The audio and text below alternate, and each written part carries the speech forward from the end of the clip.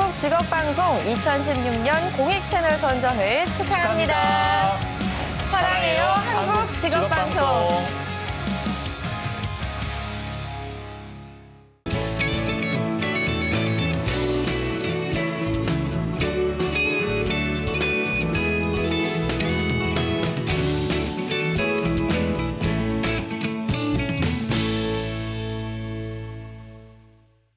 네, 말씀드린 것처럼 오늘 2부 경력단절 여성들이 다시 시작해야 되는 이유에 대해서 심도 있게 이야기 나눠보는 시간입니다. 두 분의 전문가와 함께하겠습니다. 우선 여자 라이프스쿨의 이재은 대표님 나오셨습니다. 어서 오세요.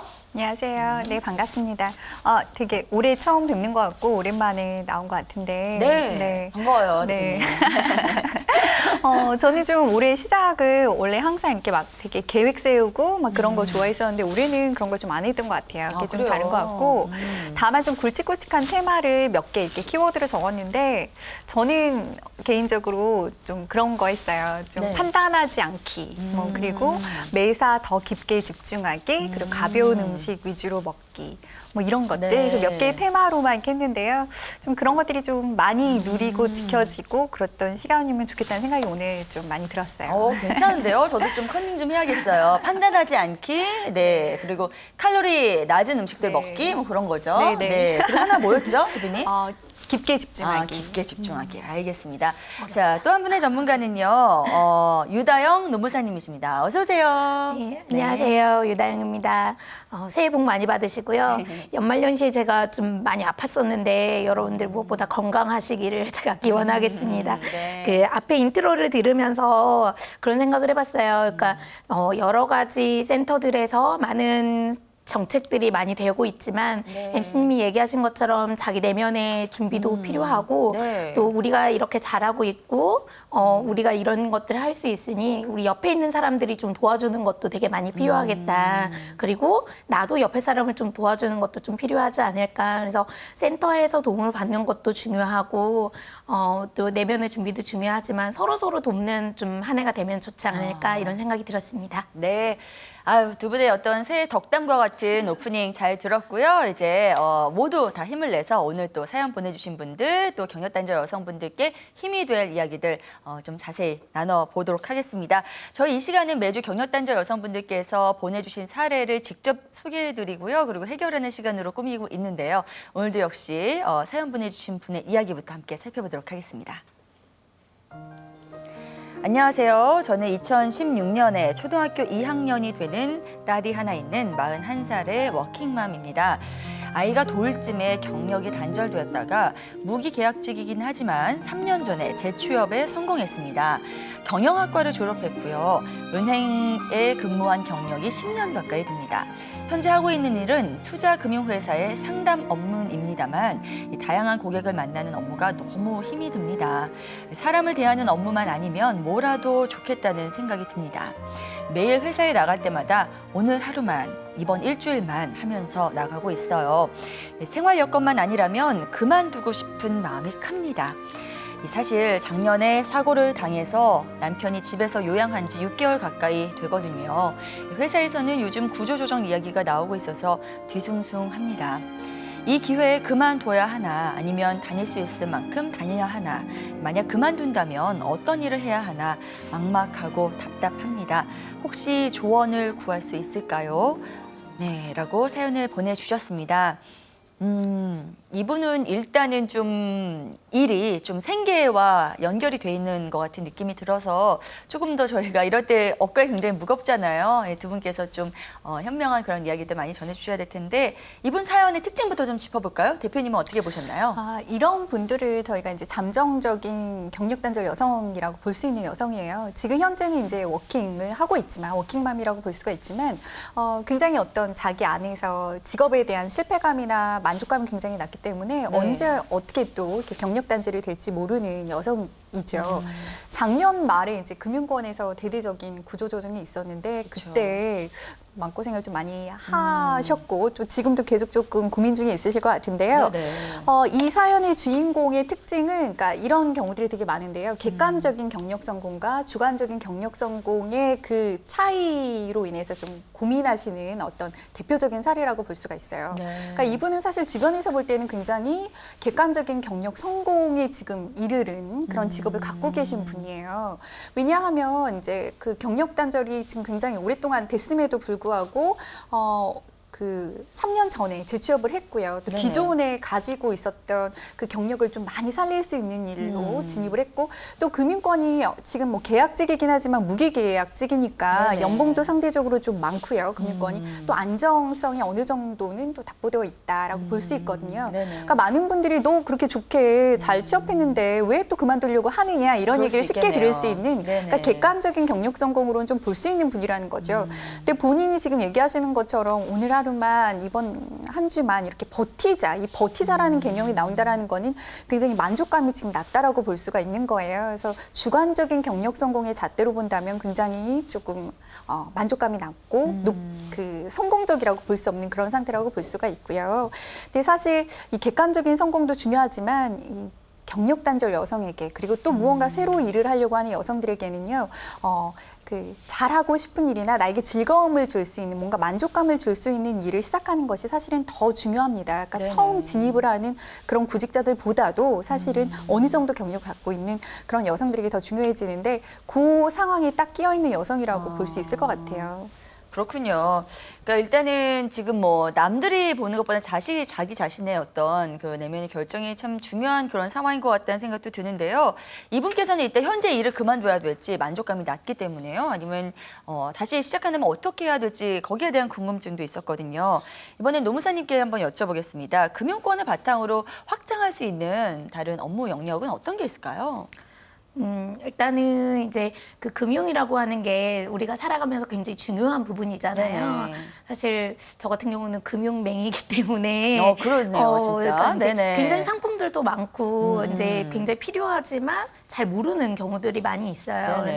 그래서 분야에 대해서는 굉장히 전문성이 있고 좀 좋은 자산을 가지고 계시기 때문에 사실 저는 그 업무 자체의 전문성과 관심이 있으시다면 이걸 그냥 살리시라고 말씀을 드리고 싶고 네. 일하는 방법을 조금 바꿔보시면 좋지 않을까라는 생각을 하고 있습니다. 네. 금융권 같은 경우에도 이제 여러 가지 업무 분야들이 있잖아요. 네네. 뭐 자산 운용하는 것도 있고 신용 분석도 있고 그다음에 이제 투자 인수 심사 뭐 이런 것들도 있고요. 여러 가지가 있는데 이분이 이제 지금 하고 있는 것들은 기본적으로 뭐 은행 직원들이 많이 하는 개인 영업 인 거죠. 그래서 네. 이제 이분이 굉장히 좀 힘들어 하시는데 관련 자격증을 취득해서 개인 자산 운용 혹은 기업 자산 운용 업무 등에 도전해 보시기를 먼저 추천드리고요. 네.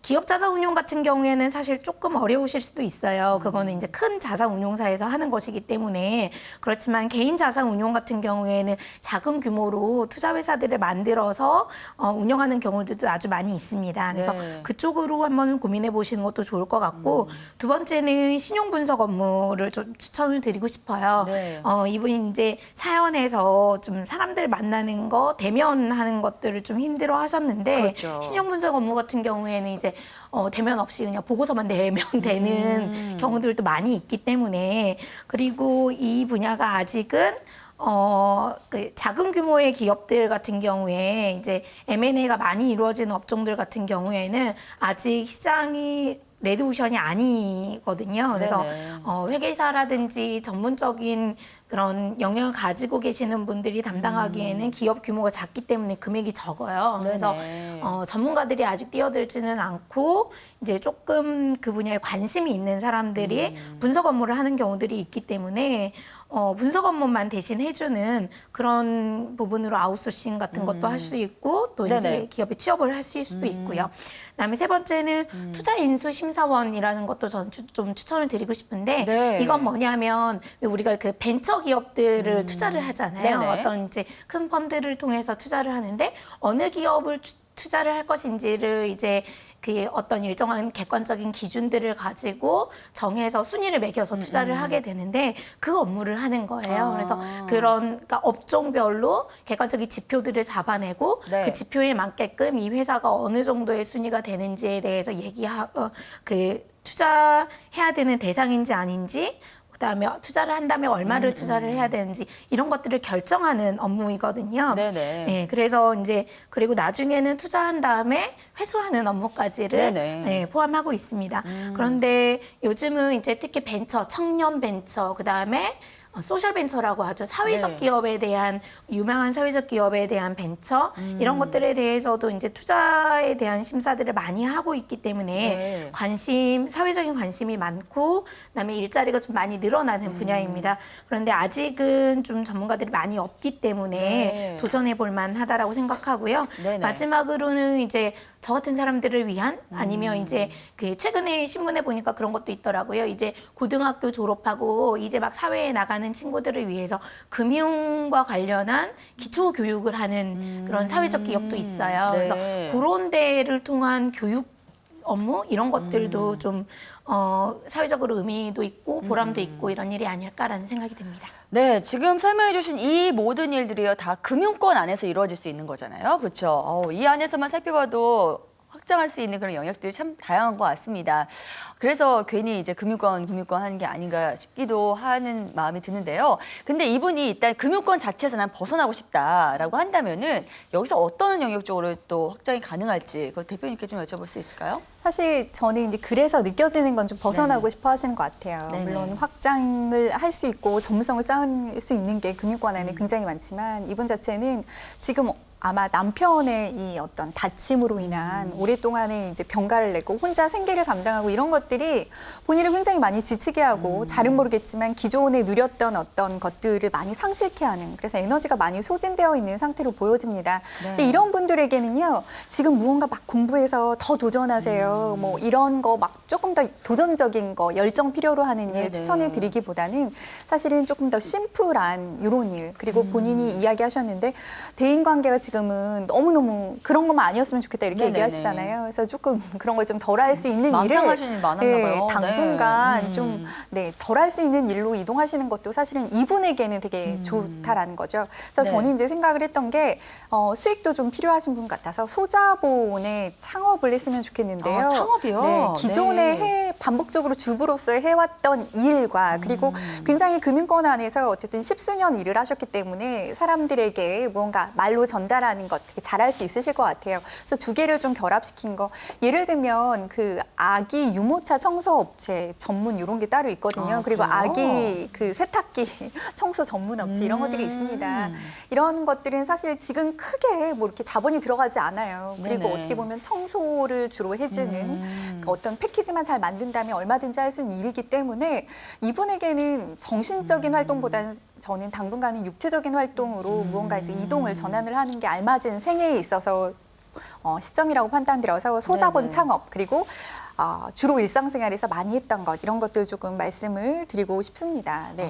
그것도 괜찮은 아이디어네요. 이렇게 창업 이야기가 나와서 또 궁금해지는 게요. 처음으로 이 창업을 고민하시는 분들께서는 도대체 어떤 일부터 뭐부터 준비해야 될지 모르겠다 하신 분들 많아서요. 좀 이런 분들을 위해서 참고하면 좋을 만한 그런 사이트가 있다면 그것도 좀 소개해 주시면 좋을 것 같아요.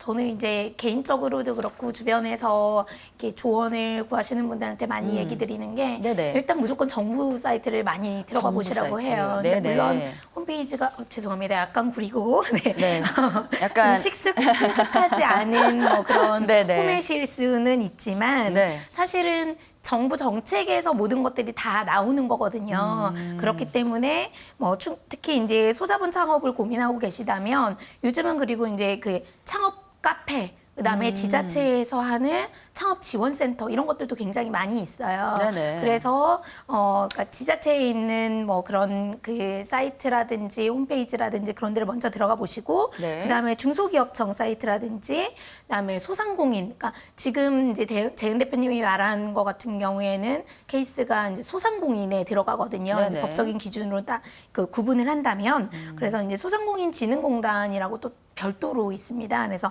그런 홈페이지들을 좀 자주 들어가 보시면 창업교육이라든지 멘토링, 뭐 컨설팅, 판로 개처, 해외 판매 뭐 이런 것들에 대한 가장 기초적인 정보와 어디서 어떻게 뭐 정보들을 찾아야 하는지 이런 것들까지 다 이제 그 정보를 아주 많이 접하실 수가 있습니다. 네. 그리고 이제 창업 지원금이라든지 뭐 컨설팅 비용 지원 이런 것들도 많이 받으실 수 있는데요. 네네. 그런 것들은 사실 이제 정책 자금이 1월 달에 예산이 통과되고 나면 2월부터 풀리는 경우들이 아주 많이 있어요. 네네. 그래서 연초에 이제 그 뭐지? 공모 형식으로 해가지고 지원이 많이 되기 때문에 이때 이제 선정해서 배부하는 경우들이 아주 많거든요. 근데 예산이 떨어지게 되면 지원을 또 받으실 수가 없어요. 그래서 네. 홈페이지 들어가셔가지고 올해 사업은 이제 곧 뜰 때가 됐거든요. 네. 1월 달에는 거의 홍보를 많이 하고 2, 3월 달에 많이 풀리니까요. 지금 제가 어제도 이제 소상공인 지원센터하고 중소기업청 이렇게 홈페이지를 들어가 봤더니 네. 지금 2016년에 어떤 작업들이 나오고 어떻게 배분되는지에 대해서 설명회를 하고 계시더라고요. 네. 지역별로 이렇게 돌아가면서 그래서 그런 설명회에 참여하셔가지고 한번 들어보시는 것도 도움이 많이 되실 것 같습니다. 네, 알겠습니다. 저희가 우선적으로는 일단 사연 보내주신 분의 현재 상황에서 금융권 안에서 움직일 수 있는 방향들 살펴봤고요. 그 밖으로 나간다면 어떤 방법들이 있는지까지 이렇게 짚어봤습니다. 근데 저는 사실 이 사연을 접하면서 가장 안타까웠던 부분은 무엇보다 지금 하고 있는 일, 그리고 전에 한 십수년간 해왔던 그 일에 대한 어떤 만족도가 굉장히 떨어진다는 거죠. 너무 힘든데 이 일을 과연 언제까지 해야 될까 하는 이 고민들, 이런 건데요. 사실 근데 금융권 하면 우리가 뭐 이런 나이 드신 여성분들뿐만 아니라 우리 정말 사회 초년생들도 너무나 가고 싶어하는 동경의 세계잖아요. 그럼에도 불구하고 이렇게 힘들어하는 그런 이유가 분명히 있을 것 같은데 왜 그런 걸까요? 유독 금융권이 여성들이 좀 힘들어하는 부분이 되게 많아요. 네네. 우리가 사실 돈이 연봉이 좀 많이 준다라고 할 때는 그만큼 또 힘들다 이렇게 또 생각을 하셔도 네, 무방할 것 같은데요. 네네. 그 금융권은 사실은 굉장히 돈을 만지는 곳이기 때문에 되게 보수적이에요. 네네. 그래서 무슨 얘기냐면 성별이 아직도 분업된 게 되게 많이 있습니다. 제가 또 오픈되지 않은 저희 정보인데 저희 뭔가요? 제 네. 직업이 몇 개월 만에 잘린 제 금융권 비서로 시작을 했었거든요. 누가요? 제가요. 아, 정말요? 네네. 네. 근데 굉장히 진짜 예를 들면 동기라 하더라도 네. 여성에게만 주어지는 그냥 암묵적인 동의된 일이 있어요. 책상 닦기 뭐 이런 것들 있죠. 찻잔 치우기, 돌아가면서 그 탕비실에서 뭐 설거지하기 이런 것들. 아이고. 그것이 네네. 너무나 당연하게 그냥 이렇게 내려온다라고 하나요? 관습처럼 그런 게 있는데 이분에게도 아마 그 성별 분업된 이 업무가 굉장히 계속 쌓이면서 차별적이고 자신의 가치를 갉아먹는 느낌이 있을 거예요. 이렇게 보시면 은행 같은 데도 이 투자회사도 그렇고 이렇게 저희가 창구라고 얘기하죠. 네네네. 최전선에서 이제 고객들을 맡는 건 여성들이거든요. 그리고 남성들 같은 경우는 똑같이 창구 업무를 하더라도 대출이라든가 아니면 자산 관리라든가 조금 더 전문성을 요하고 자격증을 갖추고 있는 그런 남성들로. 갑자기 막 이렇게 열받는 그런 느낌 확 나네요. 네. 이분이 얼마나 계속 열받았겠어요. 네네. 네. 그래서 그런 것들이 이제 분업이 되다 보니까 그렇고요. 그것들을 고객들이 또 안다는 거죠. 그러다 보니까 또 고객들도 여성 직원들은 조금 함부로 하는 게 있어요. 반말하시는 분들도 많고요. 또 돈이 또 좀 많이 자산을 갖고 계신 분들은 네, 조금 이렇게 뭔가 아랫사람 다루듯이 하는 네. 유독 여성 직원들에게만 그런 부분들이 있기 때문에 그것이 아마 본인을 굉장히 많이 다치게 내가 이 정도밖에 안 되는 사람인가 이런 것들이 아마 있을 거라고 생각을 하고 네네. 금융권은 네, 이런 문화 때문에 조직 문화 때문에 사실 많이 중간에 그만두는 여성들도 있고요. 제 친구 같은 경우에는 항상 이렇게 출근을 할 때 비와라 기도를 하면서 출근한다고 해요. 네네. 비가 오면 고객들이 그만큼 없어서 훨씬 더 이제 네, 업무가 줄어든다는 거죠. 그만큼 감정 노동도 많이 요구하고 관계에서 다치는 게요. 그리고 동료에게 상사에게 다치는 부분들이 되게 많은 직무라고도 사실은 볼 수 있습니다. 가능성도 많지만 네. 그렇군요. 정말 상상할 수 없는 그런 직업의 세계에 우리 대표님께서 잠시 또 몇 달 머물렀다는 게 또 굉장히 빅 뉴스였던 것 같습니다. 그 안에서. 어쨌든 뭐 다시 이 안으로 들어와서요. 이런 업무에 종사하시는 분들을 보면은 사실 지금 말씀해 주신 것처럼 굉장히 감정에 대한 그런 노동이 격하다 이렇게 볼 수 있을 것 같은데요. 이런 감정 노동자들의 스트레스를 다스릴 수 있는 그런 방법들 좀 여쭤봐도 될까요?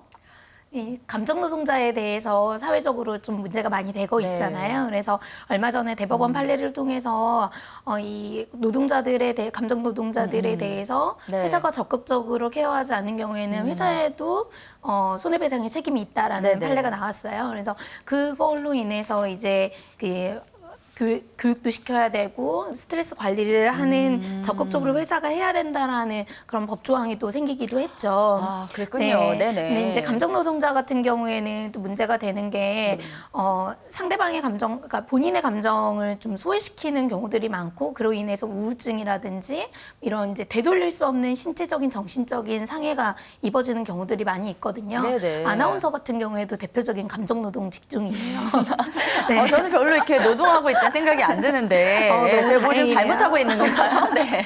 그건 아니죠. 그래요. 근데 네. 이제 그 회사의 책임도 있지만 사실은 이제 개인의 그런 스트레스 관리 방향도 굉장히 중요하죠. 그래서 인제대 백병원 신경정신과에서 근무하시는 우정민 교수님이 동아일보 기사를 통해서 이제 그러니까 알려주신 개인 차원의 대처 기법을 조금 소개를 해드리면 뭐 적응하기, 일과 나와의 분리, 혼잣말 등 인지적인 기법, 분노 조절 훈련, 생각 멈추기 등에 대해서 얘기를 해주셨어요. 근데 이제 뭐 자세하게 설명을 드리면 좋겠지만 이것들을 한 5가지에 대한 그 일맥상통하는 내용이라고 한다면 네. 상대의 말과 행동이 지적하는 부분이 나의 인격 같은 그런 본질적인 부분이 아니라 업무로 한정된다는 점에 초점을 맞춰라라는 네네. 게 좀 핵심적인 내용입니다. 그래서 그렇게 하기가 사실은 이제 연습을 하지 않으면 좀 쉽지가 않아서요. 네네. 저는 이제 개인적으로 남의 일처럼 보기라고 제가 이름을 붙인 좀 객관화하기 방법을 좀 추천드리는데요. 제가 이 시간을 통해서 뭐 글 써라 뭐 이런 얘기 되게 많이 드렸던 것 같은데 네네. 나를 자꾸 괴롭혔던 그런 사건을 좀 글로 아주 자세하게 묘사를 해보시면 조금 객관화하고 인지적 기법이라든지 분노 조절 훈련을 하시는데도 조금 도움이 됩니다. 2015년에 베스트셀러가 2014년이었나요? 베스트셀러가 혹시 뭔지 아세요? 네, 몰라요. 비밀의 정원이라고 색칠하는 있잖아요. 그 베스트셀러였어요. 예. 네, 근데 이제 그만큼 우리나라에서 스트레스를 많이 받아 하고 힐링 뭐 이런 것들이 필요한 분들이 많다는 건데요. 요즘은 또 필사가 유행이라고 하네요. 그래서 좀 그런 것들도 유행을 따라가면서 한번 해보시면 좀 도움이 되지 않을까 생각합니다. 네, 정말로 이게 법으로 만들어져서 이렇게 사회 전체적으로 또 기업 안에서도 이거를 좀 고쳐가려는 노력들이 기울여지고 있다는 게 느껴지는 게요. 제가 얼마 전에 대기업의 한 그 영상을 만드는데 참여를 했는데 이런 감정 노동자들이 어떻게 감정을 잘 다스릴 수 있는지에 대한 그 교육 방법에 대해서 영상 하나 찍은 게 있거든요. 예, 대기업에서 이루어진 거여서 좀 이런 부분들이 좀 많이 바뀌고 있지 않나 하는 생각도 듭니다. 자, 이제 마지막으로 한 가지 좀 짚어보고 싶은 게요. 이분은 중요한 이제 한 가지 해결해야 될 부분들이 바로 내가 일을 하고 싶든 뭐 하고 싶지 않든지 간에 해야 된다는 거죠. 그래서 남편이 지금 장기 요양에 있기 때문에 이 문제는 어떻게 해결을 해야 될지 우리가 라이프 컨설팅을 바탕으로 마지막으로 좀 한 말씀씩 들어봤으면 좋겠는데요. 자, 우선 노무사님께 좀 먼저 여쭤볼까요? 네, 이분 어떻게 좀 이런 부분 해결하는 게 좋을까요? 일단은 뭐 약간 상황이 다르기는 하지만요. 왜 부부들은 경제적 공동체이기 때문에 만약에 뭐 남편이 박사를 하면 여자분이 좀 도와준다든지 네네. 예, 또 아내가 박사를 하면 뭐 남편이 조금 더 도와준다든지 이런 경우들이 많잖아요. 약간 그런 상황하고 조금 다르긴 하지만 그런 상황이다라고 설정을 하시면 어떨까 싶어요. 그래서 일단 뭐 그 몇 년, 뭐 2년이면 2년, 3년이면 3년 시간을 딱 정해놓고 그 사이에 그 시간은 이제 우리 가정의 경제적인 상황이라든지 아이 나이라든지 이런 것들을 뭐 통해서 설정해야 되는 거겠죠. 네. 2년, 3년, 1년이 될 수도 있는 거고요. 그래서 그 시기를 딱 정해놓고 그 시간까지 어떻게 하면 좋을지에 대해서 남편하고 함께 얘기를 해서 타임테이블을 한번 설정해 보시면 어떨까. 그래야지 이제 남편도 좀 복귀할 마음의 준비도 필요한 거고 본인도 그때까지만 집중하고 그 이후에는 좀 무게중심을 자기한테로 조금 더 옮길 수 있으니까요. 네, 그걸 추천드리고 싶습니다. 네, 알겠습니다. 자, 이재은 대표님 대표님께도 한 말씀 좀 부탁드릴게요. 그러니까 오늘 사실 소개해드린 이분의 특징 여러 가지가 있는데 네네. 또 하나가 이제 남편이 장기 요양 중 그러니까 맞아요. 생계를 책임지는 분이 지금 이 아내분이 되고 있다라고 네네. 하는 거죠. 근데 이게 언제까지인가 이거에 대한 게 지금 안 나와 있어서 평생 이분이 생계 부양자 첫 번째 생계 부양자가 될 수도 있는 사례라고 저는 판단이 드는데요. 어쨌든 남편분이 회복을 하셔서 다시 일을 할 수 있는 그런 상황이라면 저는 조금 좀 이 부분을 기억을 하셨으면 좋겠는데 네네. 1차적으로 커리어는 뭐 생계에 대한 부분도 되게 크지만 나를 위한 일이어야 된다라고 하는 거죠. 아이를 위해서 남편을 위해서라고 하는 일이라고 본인이 인식을 하면요. 그 억울함과 그 화 같은 거 있잖아요. 그게 네. 다 고스란히 이제 가족에게 투사가 아, 되거든요. 네네. 그래서 아이도 남편도 우울해질 수밖에 없고 뭔가 죄책감을 느끼면서 성장해 나갈 수밖에 없다라고 하는 거죠. 네네. 그래서 일이라고 하는 거는 어쨌든 지금 이 가족 구조 안에서 이제 설정을 해보셔야 되는 부분도 있지만 결국은 나를 위한 것이 되어야 한다라고 하는 인식 좀 계속 가지고 가셨으면 좋겠습니다. 네, 잘 들었습니다. 저희가 더 많은 이야기 나누고 싶습니다만 저희 시간 관계상 이제 두 분과는 여기서 인사 나눠야 될 것 같습니다. 오늘 사연 보내주신 분께 정말 도움이 된 시간이었길 바라면서 두 분과는 여기서 인사 나누도록 하겠습니다. 오늘도 말씀 대단히 고맙습니다. 고맙습니다. 네.